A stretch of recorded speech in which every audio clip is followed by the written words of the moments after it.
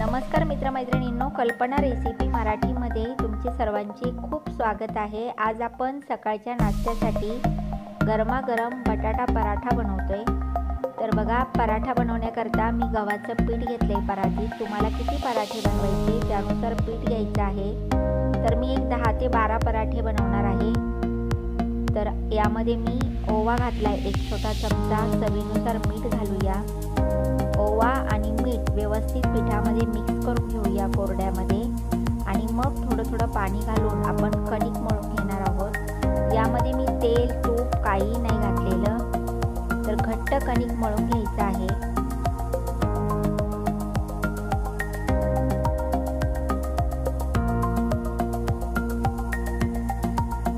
तर पहा, आपलं कणिक मळून झालेलं आहे। आता आपण यावरती थोडंसं तेल घालूया आणि तेल लावून हे कणिक पुन्हा तेलामध्ये व्यवस्थित मळून घेऊया। यामुळे काय होतं, आपलं कणिक कडक बनत नाही। हवं तर तुम्ही हे कणिक एखाद्या डब्यात झाकण लावूनही ठेवू शकता, म्हणजे तितकंच ते नरम राहतं। तर पराठे बनवण्याआधी आपल्याला हे कणिक 15 ते 20 मिनिट आधी मळून घ्यायचं आहे। पराठ्याला लावण्याकरता कोरडं गव्हाचं पीठ घेतलंय मी या प्लेटमध्ये। आता आपण वाटण वाटून घेऊया। तर मिक्सरचं छोटं भांडं घेतलंय, त्यामध्ये ओवा घातलाय, एक छोटा चमचा, मीठ घालूया चवीनुसार। अशा प्रकारे वाटण आपण पराठ्यामध्ये वाटून घातलं तर ते पराठे खायला खूप चवदार लागतात। जिरे घेतले 3 छोटे चमचे। जिरे आणि ओव्यामुळं पराठे खूप चवदार लागतात। 6 हिरव्या मिरच्या घेतल्यात, 7 लसणाच्या पाकळ्या घेतल्यात आणि अद्रक घेतले 2-3 तुकडे। हिरवी कोथिंबीर घेतली भरपूर सारी। कोथिंबीर पण आपण यासोबतच वाटून घेऊया, त्यामुळे कोथिंबीरच्या काड्या किंवा पानं असे वरती राहत नाही आणि लाटताना पराठे फुटत पण नाही। तर पहा, आपलं वाटण वाटून झालेलं आहे। आता आपल्याला हे वाटण या सारणमध्ये घालायचं आहे। तर मी 6 बटाटे उकडून साली काढून घेतलेत। तर ही स्टेप आपल्याला फार महत्त्वाची आहे। आपल्याला बटाटे ग्रेटरनी ग्रेट करून घ्यायचे आहेत। यामुळे काय होतं, बटाट्याच्या गुठळ्या किंवा छोटे छोटे तुकडे शिल्लक राहत नाही आणि ज्यावेळेस आपण पराठा लाटतो त्यावेळेस पराठा फुटल्या पण जात नाही। त्यामुळे आपल्याला हे बटाटे असे ग्रेट करून घ्यायचे आहेत। ग्रेट केल्यामुळे बटाटे एकसारखे मऊसूत बनतात आणि आपल्याला ज्यावेळेस पराठा लाटतो त्यावेळेस पराठा बिलकुल फुटत नाही, छान फुगल्या पण जातो। त्यामुळे ही स्टेप खूप महत्त्वाची आहे। तर पहा, आपण सर्व बटाटे किसून घेतलेत।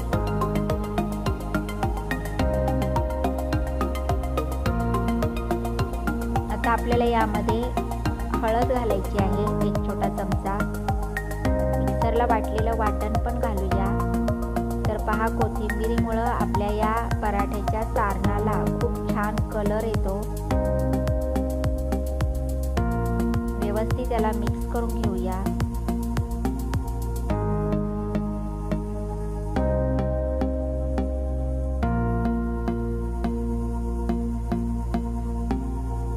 आता आपलं सारण मिक्स करून झालेलं आहे। तुम्हाला जर वाटलं हे सारण थोडंसं सैलसर झालंय तर तुम्ही याला फ्रीजमध्ये एक 10 मिनिट ठेवू शकता किंवा रूम टेम्परेचरला 5-10 मिनिट ठेवलं तरी पण हे खूप असं घट्ट बनतं।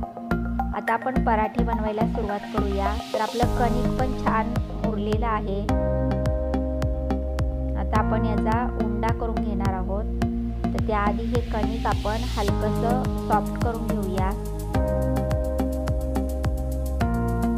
आता पहा, मी याचे बशीच्या मापचे किंवा या प्लेटच्या मापचे असे छोटे छोटे पराठे बनवणार आहे। त्यामुळे छोटासाच उंडा घेणार आहे। त्यानंतर मी कोरडं गव्हाचं पीठ या परातीत काढून घेतले, पोळीपाट घेतलाय। तर पहा, अशा प्रकारे आपण उंडा बनवून घेतलाय। आपण पुरणपोळी बनवतो अगदी त्याचप्रमाणे हा पराठा बनवून घ्यायचा आहे। तर पहा, मी आता ह्या उंड्याची वाटी बनवून घेतली आणि वाटी तळाला जास्त पातळ नाही बनवायची, थोडी जाडसर ठेवायची, म्हणजे पराठा लाटताना फुटत नाही। आता थोडंसं सारण आपण यामध्ये भरून घेऊया। सारण खूप पातळ असं नको आहे, आपल्याला थोडंसं घट्ट हवं आहे।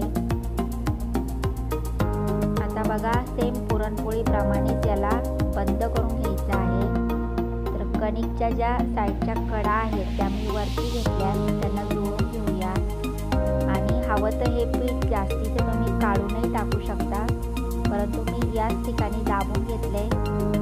आता पहा, या पुढची स्टेप पण आपल्याला खूप महत्त्वाची आहे। तर कोरड्या पिठात मी याला डस्टिंग केले आणि पहा आता मी याला दाबून असं चपट बनवून घेत आहे। यामुळं काय होतं, आतमधील सारण अगदी कडेपर्यंत पोहोचलं जातं।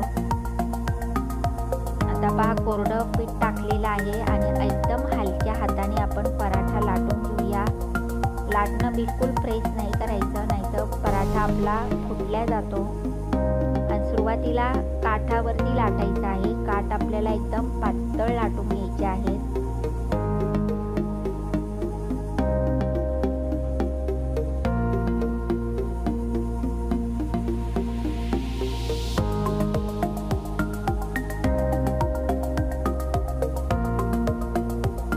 तर बघा, आपल्याला अशा प्रकारे थोडं थोडं कोरडं गव्हाचं पीठ वरती डस्टिंग करून पराठा लाटून घ्यायचा आहे। आणि किती एकसारखा मी पराठा लाटून घेतला आहे। मध्यभागी थोडासा जाडसर असला तरी चालू शकेल, परंतु एकसारखा लाटायचा आहे। आणि पाहिलं तुम्ही, बिलकुल पराठा आपला फुटलेला नाही आहे। आता आपला पराठा तयार आहे, तोपर्यंत आपला पॅनही गरम झालेला आहे। आता आपण याला भाजून घेऊया। तर गॅस मी मीडियम टू हाय मध्ये ठेवलेला आहे। आता आपल्याला 1 मिनिट हा पराठा खालच्या साईडनं चांगला भाजून घ्यायचा आहे आणि मगच पलटी करायचा आहे। तर लक्षात ठेवायचं, पराठा भाजताना गॅस आपल्याला मीडियम किंवा फुल हवा। जर गॅस लो असेल तर पराठा व्यवस्थित भाजल्या जात नाही आणि असा वातड रबरसारखा चिवट बनतो। तर बघा, आता 1 मिनिटानंतर मी याला पलटी केले। खालची साईड पण आपण 1 ते 1.5 मिनिट भाजून घेऊया। तर तुम्ही हे गरमागरम बटाटा पराठे सकाळच्या नाश्त्याला बनवू शकता, मुलांच्या टिफिनलाही बनवू शकता। आणि हे पराठे तुम्ही दह्यासोबत, कुठल्याही चटणीसोबत किंवा सॉससोबत खाल्ले तरी पण खूप अप्रतिम लागतात।